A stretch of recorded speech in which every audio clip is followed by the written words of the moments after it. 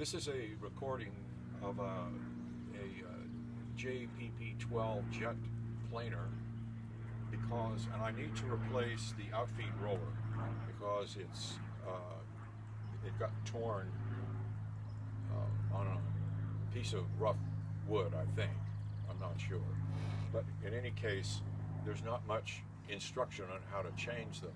So I'm going to walk through what I think I need to do to take off the roller and put on a new one.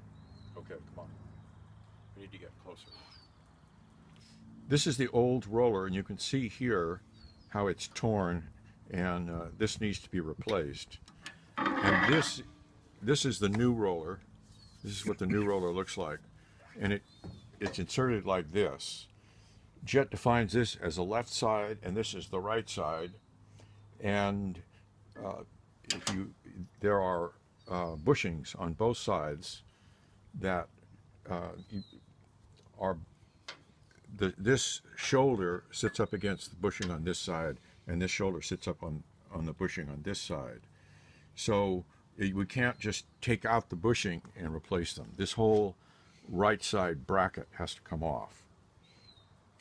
And on this side, in addition to the bracket, there's a sprocket that needs to come off the end, and then put back on.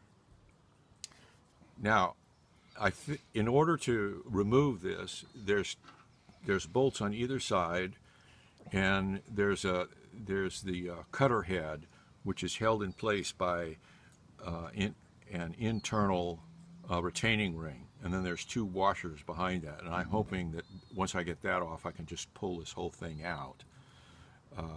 These turn, well, I can't turn them because they're on a chain.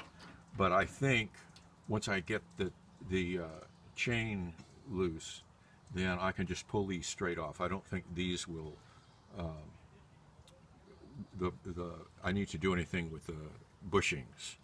And there's a spring that holds the bushing down, but I think that won't affect anything. So let's go around to the other side. In order to get the chain off, there's this pulley that is just a carriage nut, and I need to take that nut off, and then eventually I'll need to take this nut off of this sprocket so that I can pull the sprocket off. But I'm hoping I don't have to do anything with this bracket other than take that sprocket off and loosen the chain.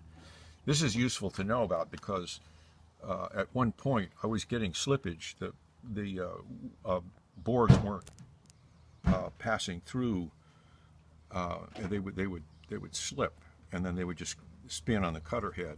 And it turned out that this needed to be tightened up, and it doesn't slide very far, but it's just far enough to put tension on the blades. Now this required a 16 millimeter nut, and this requires an 18 millimeter socket to get it off. So either you need some kind of a flex wrench, or you need an 18 millimeter and a 16 millimeter wrench.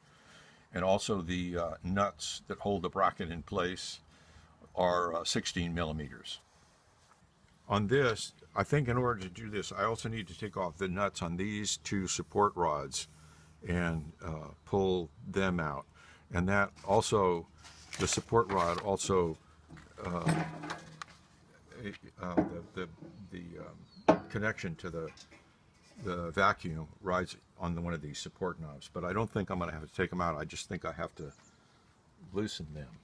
That's what I'm hoping anyway. Need to take out that internal ring, and there's just a flat washer and a wavy washer, and I'm hoping and then the other side of that there's a bearing, and I'm hoping that'll just come off once I've taken the two bolts off.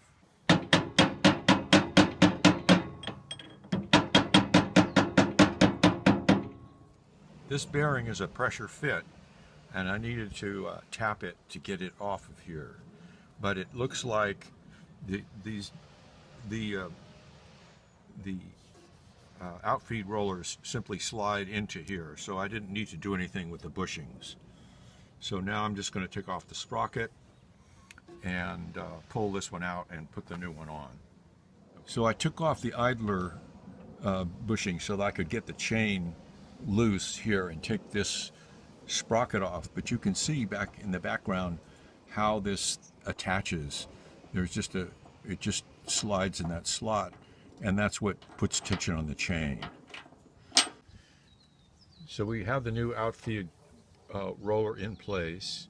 The only problem getting them off was this bearing was pressed in, so I had to tap it to get it out.